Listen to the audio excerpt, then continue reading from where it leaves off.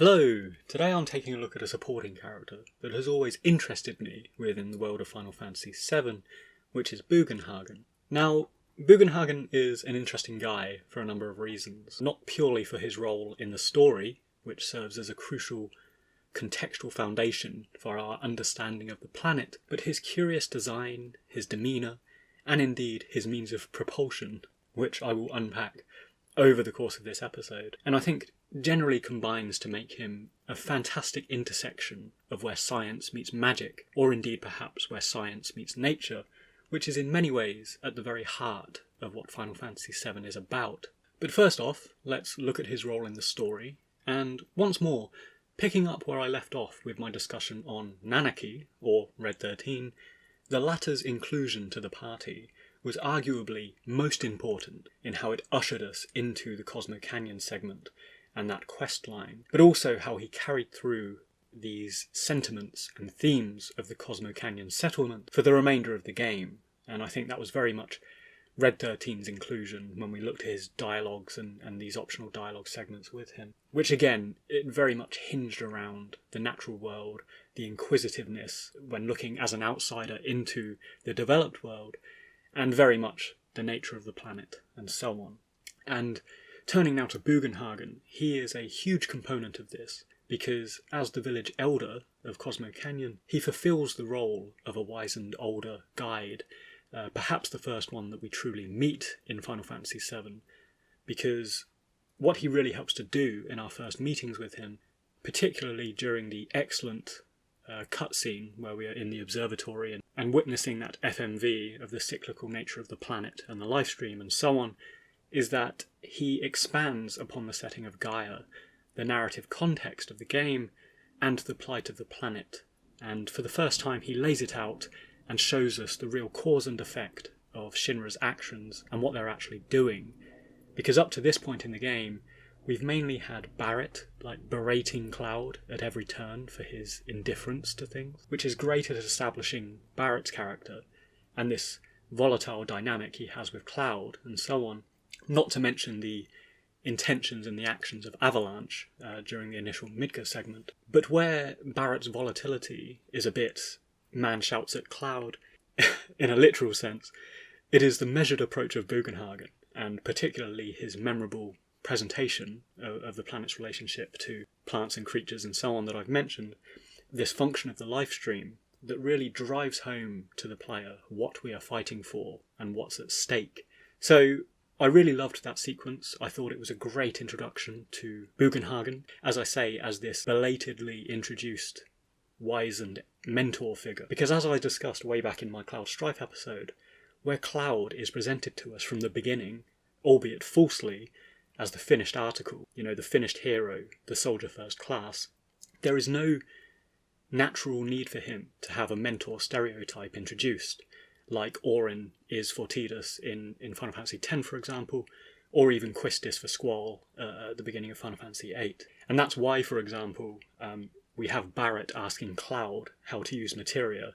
as the tutorial segment, rather than the other way around, which I think was really kind of clever contextual Ludo narrative there. But after throwing us into the action and finding out what's going on in the wider world, following the Midgar segment, the mentor, Bugenhagen, is introduced to us, not to onboard us to the game mechanics or anything like that, but actually to educate us in the macro plight of the planet in crisis. Now, Bugenhagen is doubly interesting in this regard, because when I say he takes the macro view on things, I really do mean the macro view, because most of his lectures discuss the unrelenting eternal flow of time, life, death, rebirth, and all of this pretty high-level but heavy philosophical stuff that hinges on the impermanence and the cyclical nature of things. And I suppose this always stuck with me when playing Final Fantasy VII for the first time as a 10-year-old, because I'd never really considered my own finiteness before, so thanks for that. But I really did like how he leaned into these vaguely, I suppose, Buddhist, but certainly natural science sort of dialogues that I think really do leave a mark and make you think about things slightly differently, and elevated Final Fantasy VII's story, a little bit more. At least it did for me, and it still does whenever I replay the game. Now, again, regarding the pertinence to the plot that Bugenhagen has, he also steps in at another pivotal juncture after the Cosmo Canyon segment, when, following the death of Aerith, we need him to assist us and kind of clarify precisely what Aerith was trying to achieve,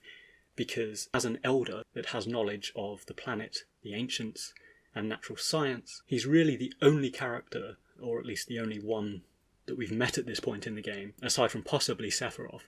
that knows what Aerith was up to and what she was trying to achieve with the white materia. And so,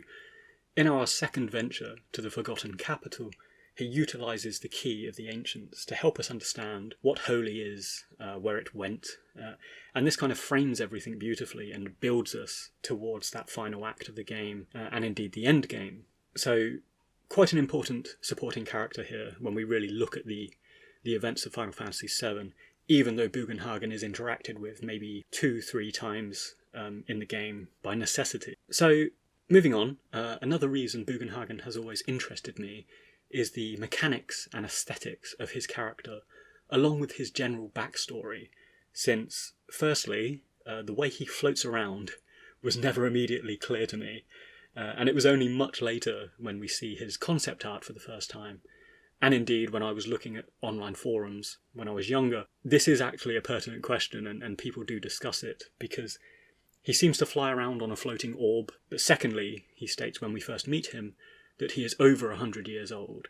And so both of these factors kind of raise questions and put Final Fantasy VII in a slightly different light, I think. And what I mean by this is, while, yes, we are operating in a fundamentally science fantasy world, it is a world that, for the most part, sets itself up as something that follows natural laws and conventions that we might be familiar with. So, characters are mostly human beings. They age and they operate and function in a society in a way that's not entirely unfamiliar to us. And while, yes, we do have talking animals like Nanaki and weird Mog robots and so on, there is a lot that is somewhat relatable in the world that is presented to us. And I think that, along with the rudimentary graphics, made it quite weird when we were introduced to Bugenhagen, and kind of quite difficult to really gauge what's going on with this floating sort of thing. And while it seems quite pedantic, I know I'm not alone in having questions about this. And in recent years, I've become increasingly excited about how he's going to be presented and shown in the remake material, because I hope that that's going to be embellished and clarified a little bit more. Now, delving into this a little bit more, and focusing on his character and his design, we learn through optional dialogues that Bugenhagen was once an employee for Shinra, but that he ended up at Cosmo Canyon in part because of his rejection of Shinra's pursuits, and also his love of the natural world. We also know that a lot of the technology that he possesses, such as the observatory telescope and so on, was gifted to him by Shinra, and specifically Professor Gast. And so I suppose what's great about Bugenhagen is that he really is this intersection of science and natural magic. And where I once thought this floating orb thing that he went around on was driven by something like materia, and it could even be materia, because it's not dissimilar from, the green magic materia we see. I've since then wondered whether actually this could be more of a scientific thing. Maybe it's an invention or something that's been crafted or utilised from his stock of Shinra technology. So, once again, I just suppose this is open to interpretation, and hopefully it's something we're going to see established better in subsequent instalments. And once again, with his improbable age of 130, or whatever he is, I think, firstly, this is just evidence of his narrative attunement to the natural world, and perhaps even healthy living, who knows. But equally, I think it's also evidence of how Final Fantasy games really like to lean into these tropes of existing high fantasy or sci-fi media. And for example, other wizened elders like Gandalf in Lord of the Rings, who I think is several thousand years old, or Yoda in Star Wars, who is likewise 900 years old. Things like these, I think these are two characters that Bugenhagen is sort of relatable to, and he even has this kind of faux death that delivers on his themes and principles. In this case, the cyclical nature of the planet's lifestream. Though it's important to note that Bugenhagen's death is only really alluded to depending on what sequence you get when you acquire Red 13's final weapon. and whether indeed Red 13 is in your party. But it is strongly indicated that he plans on joining the planet as spirit energy and this sort of thing that he discusses in our first meeting. So finally, just wrapping up on a few things that I think make Bugenhagen very interesting. Firstly, it took me a while to put my finger on who he reminds me of, but for those that have seen Dragon Ball and Dragon Ball Z in the past, he really does have this Master Roshi sort of vibe about him, a very hippie-ish yet archaic way that he dresses that I think makes him quite unique. But also he flits between this kind of sincere storyline and sentiment, but also quite comical moments as well. And Bugenhagen really does have some pretty kind of funny one-liners in the game, which really add to his character, I think, which once again, despite his fleeting appearances, make him quite memorable. And very finally, again, looking to the Final Fantasy VII Remake, Final Fantasy VII Rebirth, and beyond, I am really intrigued to see how he's going to be utilised here, because already we've seen Nanaki. In the original title, he's sort of presented as a wise, if slightly naive character, but in the remake, he's really been dialed up to show a degree of knowledge and connection with Aerith, connection with the ancients, and possibly this sort of awareness of the alternate timeline that's going on. And so logic dictates that Bugenhagen, assuming that he is featured in the games, and I don't see why he wouldn't be, because he's proved, as I say, quite pivotal to the original, it will be interesting to see what he brings to the table, what he knows about the ancients, the lifestream, and indeed, most pressingly, this kind of strange alternate timeline we're in now. So yeah, I think it will be really interesting to see how he's handled.